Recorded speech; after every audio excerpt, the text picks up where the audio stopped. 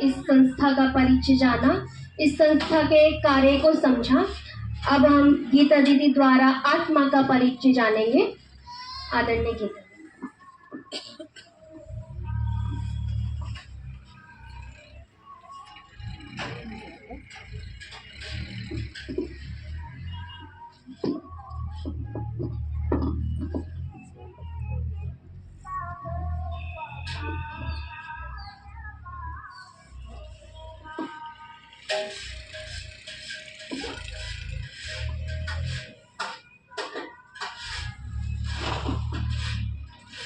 ओम शांति,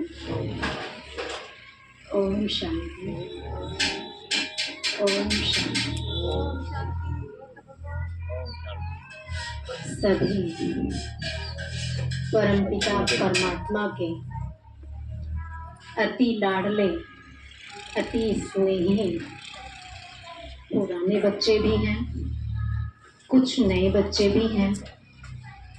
तो आज बाबा छोटे छोटे बच्चों को बड़े प्यार से, दुलार से क्या कह रहे हैं कि मेरे मीठे बच्चे, आपका इस आज की सभा में बहुत बहुत स्वागत है। क्योंकि आज इतने साल से कहते हैं इस सृष्टि की शुरुआत 5000 वर्ष पहले हुई थी। उस समय से सभी आत्माएं मेरे से बिछड़ी हुई हैं, क्योंकि मैंने कर्म करने के लिए आत्माओं को सृष्टि पर भेजा था। बहुत दिन हुए मुझे अपने बच्चों से बिछड़े हुए,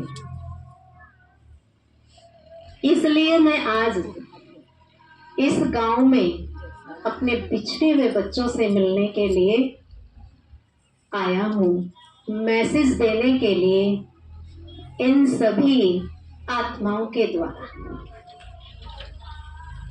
तो परमात्मा स्वयं तो नहीं आते, लेकिन किसी न किसी के माध्यम से अपना परिचय देने के लिए, अपने बच्चों को ढूंढने के लिए इस सृष्टि पर जरूर आते हैं। कोने कोने से अपने बच्चों को पहचान लेते हैं। और देखो, आप सभी कितने भाग्यवान हैं, भाग्यशाली हैं कि ऐसे सत्संग में, कि जो मनुष्य सत्संग नहीं करता और स्वयं परमपिता परमात्मा इस सृष्टि पर आकर के सत्य का संग कराते हैं। और सत्य एक पिता ही है, और वो ही अपना परिचय स्वयं हम आत्माओं को आकर के देते हैं। तो हम कितने भाग्यवान हैं कि हम आत्माओं को भगवान अपना परिचय स्वयं ही आकर इस सृष्टि पर दे रहे हैं। तो ऐसी भाग्यशाली आत्माएं कोटों में कोई, और कोई में भी कोई बिरला होता है। तो कितना न नशा रहे हमें कि परमपिता परमात्मा के सानिध्य में हम आत्माएं पल रही हैं। और आज नई आत्माओं को भी ये नशा, ये पकड़ होना चाहिए कि हमें भगवान का परिचय मिलने जा रहा है। हमारा भाग्य जो सोया हुआ था वो जागने जा रहा है।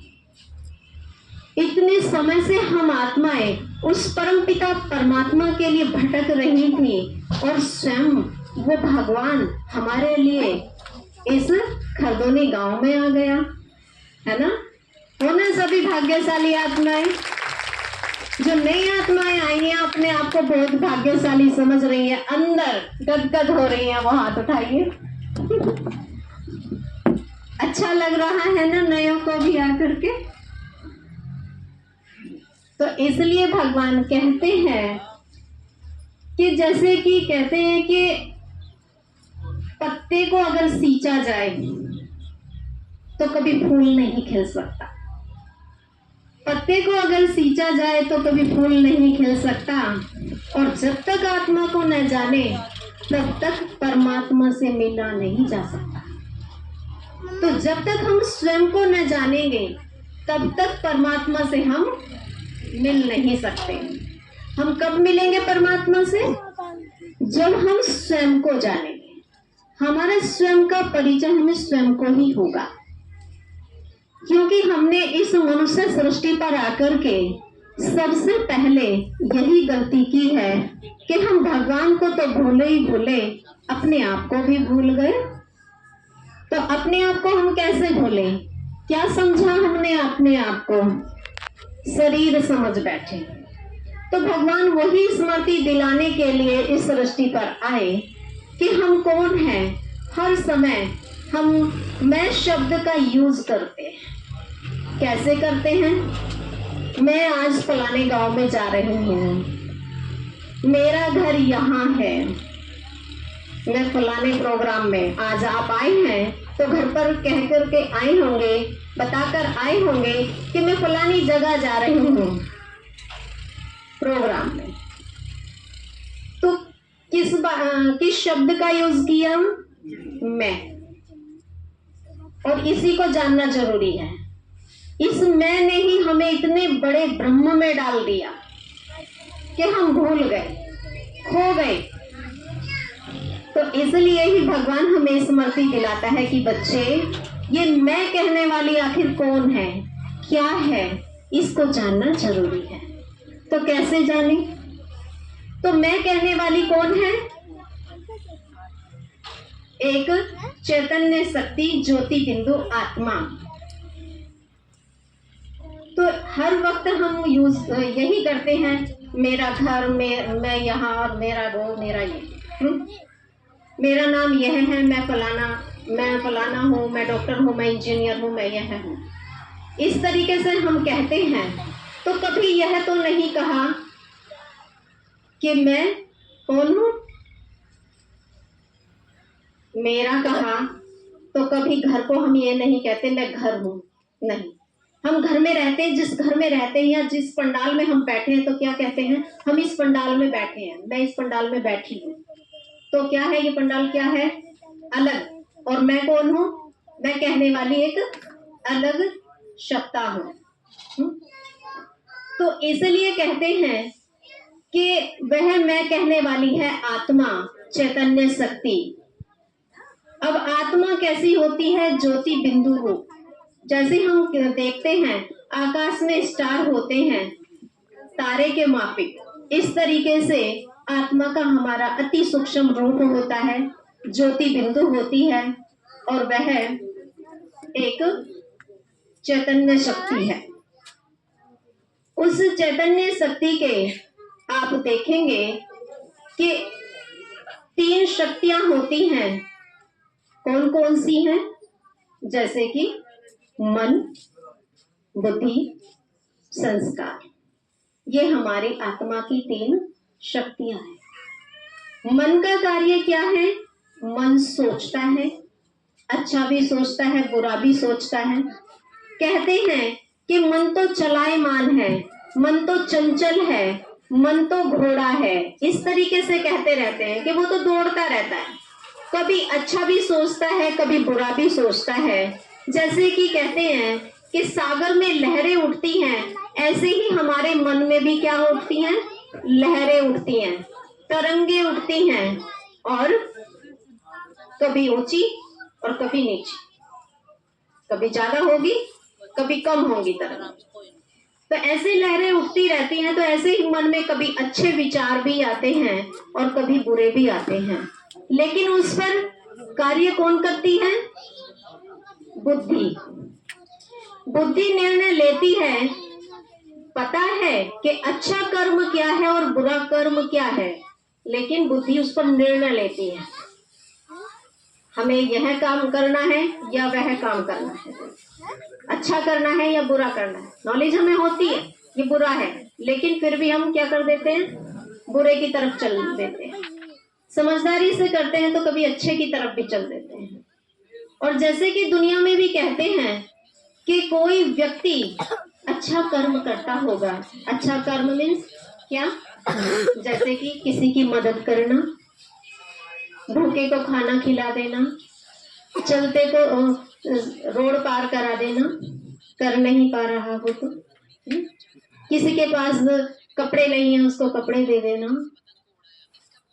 अच्छी मत नहीं है तो अच्छी मत दे देना, किसी भी तरीके से उसका सहभागी बन जाते हैं तो उसको क्या कहेंगे कि यह तो जैसे कि देवता है, इंसान नहीं है, देवता है। लेकिन क्या है वो व्यक्ति? है तो मनुष्य ही ना, और इस कलयुगी दुनिया में ही रहने वाला है। लेकिन कुछ अच्छे कर्म करने वाले आत्माएं अर्थात मनुष्य होते हैं, कोई बुरे कर्म करने वाले होते हैं। बुरे कर्म करना माना जैसे कि शराब पी लेना, बीड़ी सिगरेट आदि पीना, घर में जाकर मारपीट करना या इधर उधर झगड़े करना। तो ये क्या है? दूसरों को गाली गलौज करना, परेशान करना, दुख देना, ये है आसुरी मत वाले मनुष्यों की निशानी, और वह थी देव मनुष्यों की निशानी। तो इसलिए कहते हैं कि ऐसे कर्म करने से हमारे बुरे संस्कार बन जाते हैं और अच्छा कर्म करने से हमारे अच्छे संस्कार बनते हैं, जिसके अनुसार हमें अगला जन्म भी मिलता है। संस्कारों के अनुसार ही हमें जन्म मिलता है। अगर हम बुरे कर्म करेंगे तो बुरे ही संस्कार बनेंगे, और वही कहते हैं इंसान के साथ कुछ नहीं जाता, जाते हैं तो सिर्फ हमारे संस्कार, उनके अनुसार ही हमें अगला जन्म मिलता है। और फिर हम दुखी भी होते हैं, कोई खुश होते हैं, अच्छे कर्म करके आए हैं, अच्छे संस्कार लेकर के आए हैं तो खुश भी होते हैं कि हमारे पिछले पुण्य कर्म हैं जो हम इतना सुख भोग रहे हैं, और कुछ दुखी होते हैं कि हमारे कर्म खराब हैं, पता नहीं आपके कर्म खराब हैं या पिछले कर्म खराब हैं कि हम दुख भोग रहे हैं।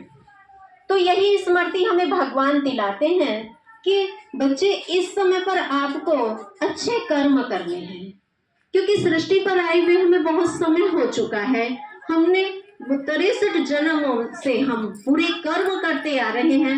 अब हमें कर्म और सुकर्म में अंतर बताया है, तो इसलिए हमें अच्छे कर्म ही करते चलना है।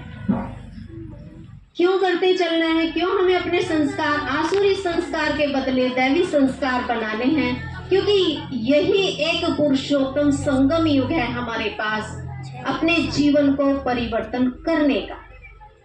इसके अलावा हमें कोई मौका नहीं मिलेगा। इस समय ही हमें मौका मिल रहा है अपने जीवन को परिवर्तन करने का, होल्ड करने का। हम इस जीवन को जैसा चाहे वैसे बना सकते हैं, जैसे चाहे वैसे संस्कार बना सकते हैं और संस्कारों के अनुसार आगे बढ़ सकते हैं।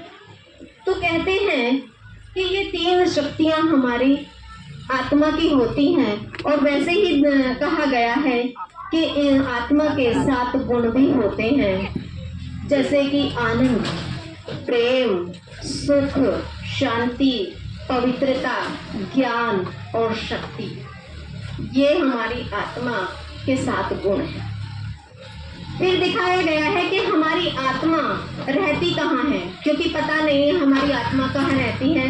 दुनिया वाले तो कह देते हैं कि पेट में आत्मा रहती है, यहाँ वहाँ रहती है, लेकिन आपको पता होना चाहिए कि जहाँ पर जब हम मंदिर में जाते हैं तो तिलक हम कहाँ देते हैं? यहाँ भ्रुकुटी के बीच।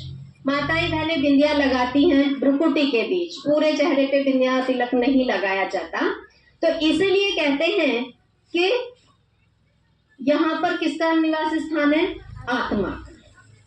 जैसे कि दिखाया जाता है कि गाड़ी में ड्राइवर अगर पीछे बैठे तो क्या गाड़ी चलेगी?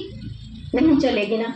वो अपने सही स्थान पर बैठेगी तो गाड़ी चलेगी, और नहीं बैठेगा ड्राइवर तो नहीं चलेगी। तो इसी तरीके से पूरी बॉडी में हमारी आत्मा कहीं पर भी बैठ गई। ये क्या है? शरीर हमारे एक गाड़ी है, और गाड़ी में ड्राइवर कौन है? आत्मा। और आत्मा जैसे ड्राइवर अपने सही स्थान पर बैठ करके गाड़ी को चलाता है, ऐसे ही हमारी आत्मा इस शरीर रूपी गाड़ी को एक जगह बैठ करके भ्रुकुटी के मध्य इस शरीर रूपी गाड़ी को चलाती है। तो इसको जैसे चाहे वैसे शरीर रूपी गाड़ी को मोल्ड कर सकती है। तो यह है हमारी आत्मा का परिचय। क्या मिला? मैं कौन हूँ? एक आत्मा। और आत्मा का रहने का स्थान कहाँ है? भ्रुकुटी के मध्य। तो ये हमें याद रखना है। मैं एक आत्मा हूँ, शरीर नहीं हूँ। शरीर मुझे पार्ट बजाने के लिए मिला है, अच्छा कर्म करने के लिए मिला है, इसलिए मुझे अपने इस शरीर के द्वारा अपने कर्मों को सुधारना है, संस्कारों को अच्छा बनाना है, जिससे कि अगला जन्म हमें अच्छा मिल सके। तो मैं यहीं पर ही अपनी वाणी को विराम देना चाहूंगी। ओम शांति। ओम शांति।